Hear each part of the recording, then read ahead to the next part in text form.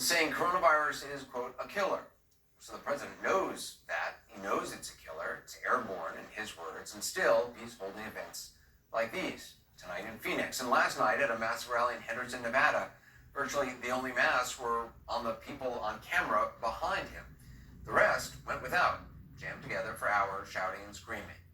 Now, perhaps the president's supporters who are there feel like they're just doing what the man they came to see is doing, thumbing their unmasked noses at political correctness and people who worry about a virus. They might think they're all in this together with the president, but let's be clear. The president isn't taking any great risk in that room. Those who actually come in contact with him are tested. He lives in a biological bunker. His security wears masks. Everyone's tested around him. And last night at his rally in Las Vegas, the president was asked by a local reporter about what you've been seeing. Aren't you concerned about getting COVID, though, in the close room? No, I'm not concerned. I'm more concerned about how close you are. Because Sorry about that. you know why? I'm on a stage that's very far away. And so I'm not at all concerned. He's not concerned because he's on a stage, far away from those huddled masses yearning to breathe free. That's just the latest example of his apparent lack of concern for the public. As you'll hear on this latest recording, he told Bob Woodward what he wouldn't tell the public. The conversation took place on the 13th of April. By then, 29,240 people had already died in this country.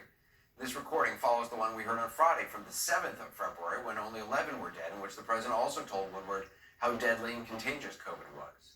Which means on two separate occasions, more than 2 months apart, in language that only grew more explicit over time, President Trump made it plain. The country was facing almost unprecedented, but also entirely preventable loss of life. What he did not do is tell the country that, or signal Americans, with the exception of the biographer he was sucking up to, just how serious this was. And nearly 30,000 Americans died between those two conversations.